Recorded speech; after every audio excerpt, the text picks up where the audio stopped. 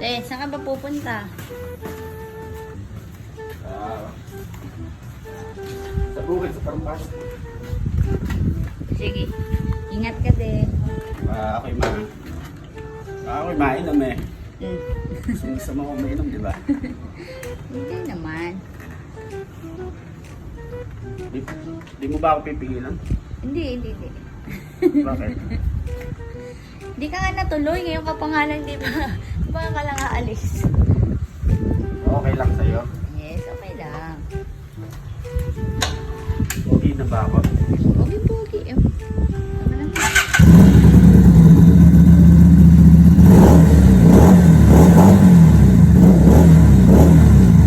Paano? Paano lang ka?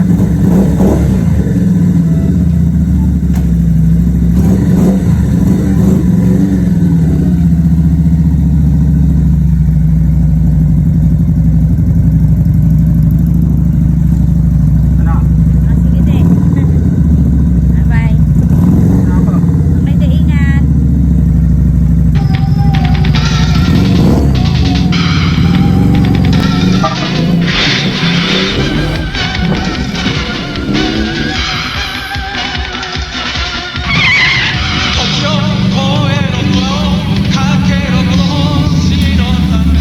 Nakalimutan ko pala yung cellphone ko. Ano ako mag-vlog ito? Nasa sa'yo pala yun. Kambay mo. Sige din. Bye-bye. Ano ako? Okay, din, ingat.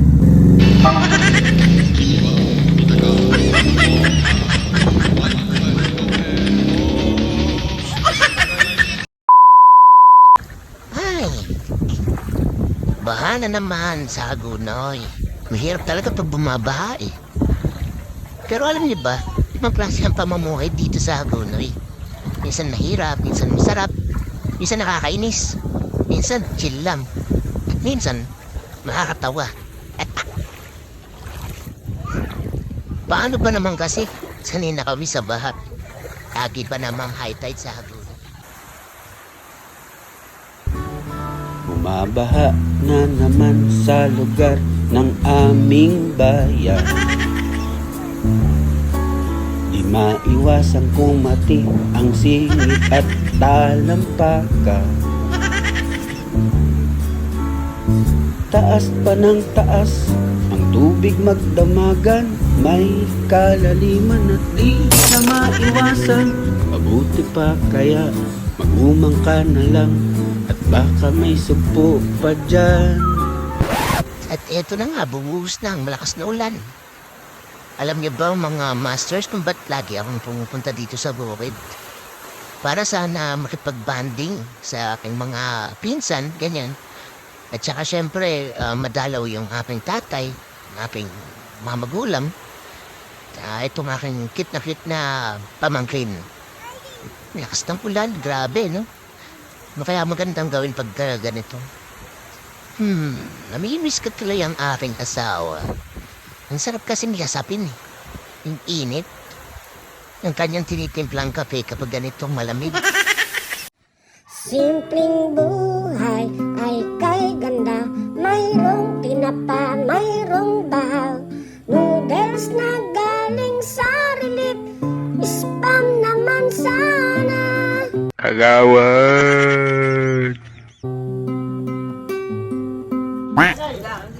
To! Ano ba yan? Ato? Eh, nakahuli ka ng konting hipon. Puta, konti ba yan? Ikaw, may bungi. Ah, mahuli. Nabaha kasi yung flies down. Kambay mo! Nabasa ba? Oo. Ikaw, may bungi. Oy, mga bata! Hoy, talaga dito. Iwati niyo yung bata. Ay, so kakahintay sa aking mga alipores na hindi pa mga nagsisidating. Ito aking napagbiskitahan ng aking inaanap. Gugupitan ko siya. Ang haba na kasi ng buhok eh. Malamang nagtataka kayo. Kaya ko palang gumupit.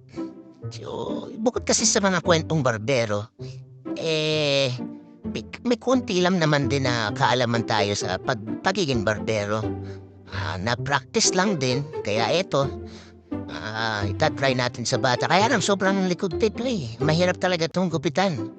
Alam mo naman, pagka mga bata, katihin yan. Ito yung kasing mga nalalaglag na buhok. Ayaw nila yan. Kaya, tsaga-tsaga din pa tayo ng buhok ng mga bata. Tsaka dapat talaga maging maingat kasi baka magupit natin yung tenga nila o kaya yung whiskey nila. Ang lambot-lambot pa naman. Kita nyo? Nanginginig para may ko. Mabuti naman at may tumulong na. Ang hirap kasi talagang gupitan.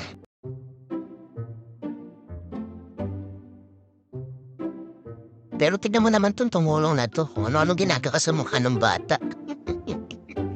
Oh, tiyan mo.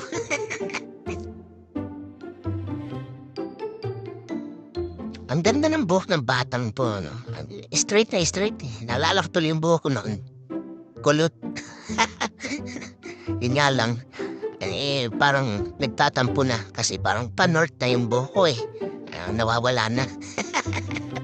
O siya, okay na siguro yan. Kahit hindi naman masyadong polido pagka baby pa.